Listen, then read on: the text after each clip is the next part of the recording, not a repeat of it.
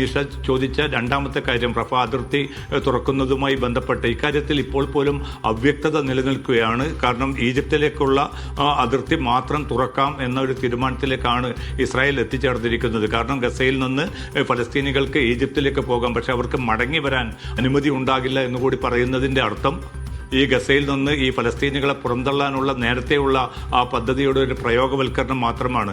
അത് തങ്ങൾ അംഗീകരിക്കുകയില്ല. ഇസ്രായേലിൻ്റെ ഭാഗത്തു നിന്നുള്ള അതിർത്തി കൂടി തുറക്കുകയും അങ്ങനെ ഈജിപ്തിലേക്ക് വരുന്ന ആളുകൾക്ക് തിരിച്ചു പോരാനുള്ള ഒരു അവസരം കൂടി ഉണ്ടെങ്കിൽ മാത്രമേ ഈ ഒരു പദ്ധതിക്ക് തങ്ങൾ പിന്തുണ നൽകൂ എന്നാണ് ഈജിപ്ത് അറിയിച്ചിരിക്കുന്നത്.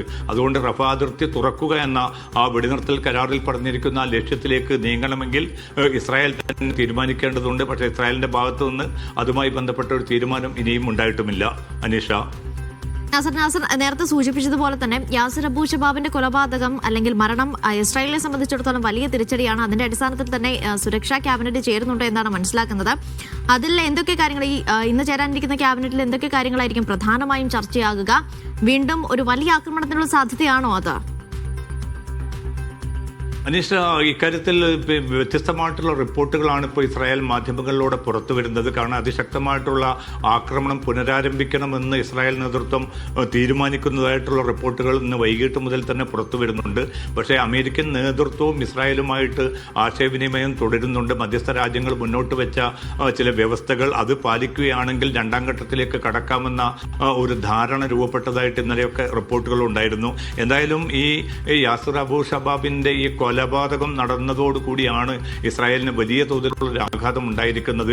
കാരണം ഒരുപക്ഷെ അദ്ദേഹത്തിൻ്റെ കൂടെയുള്ള ആൾ തന്നെയാണ് യാസിറിനെ കൊലപ്പെടുത്തിയതെന്ന റിപ്പോർട്ടുകൾ കൂടി ഇപ്പോൾ പുറത്തു വരുന്നുണ്ട്. പക്ഷെ ഹമാസ് ഇതിൻ്റെ ഔദ്യോഗികമായിട്ടുള്ള ഒരു ഉത്തരവാദിത്തം ഏറ്റെടുക്കാനോ ഒന്നും ഇതുവരെയും അവർ രംഗത്ത് വന്നിട്ടുമില്ല.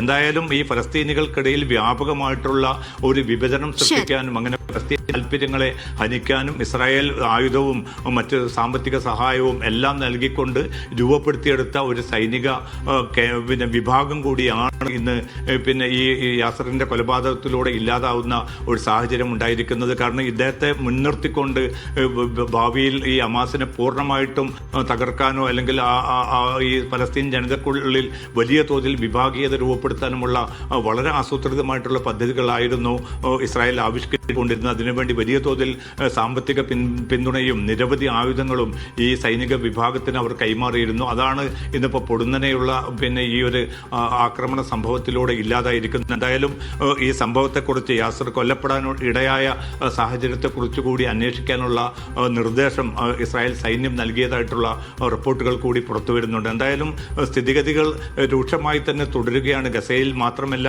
വെസ്റ്റ് ബാങ്കിലും വലിയ തോതിൽ തന്നെ അതിക്രമങ്ങൾ ഇന്നും റിപ്പോർട്ട് ചെയ്യപ്പെട്ടിട്ടുണ്ട്. അതിന് പുറമെയാണ് ദക്ഷിണ ലെബനാന് നേരെ ഇന്ന് വ്യാപകമായിട്ടുള്ള ആക്രമണങ്ങളുമായിട്ട് ഇസ്രായേൽ രംഗത്ത് വരികയും ചെയ്തിട്ടുണ്ട്. അപ്പോൾ ഗസയിലും അതോടൊപ്പം തന്നെ പശ്ചിമേഷ്യൻ മറ്റ് പ്രദേശങ്ങളിലേക്ക് കൂടി ഈ അശാന്തി പടരുന്നതിൻ്റെ കൃത്യമായിട്ടുള്ള സൂചനകൾ കൂടിയാണ് ഇപ്പോൾ ഇസ്രായേലിൽ നിന്ന് പുറത്തു വരുന്നത്.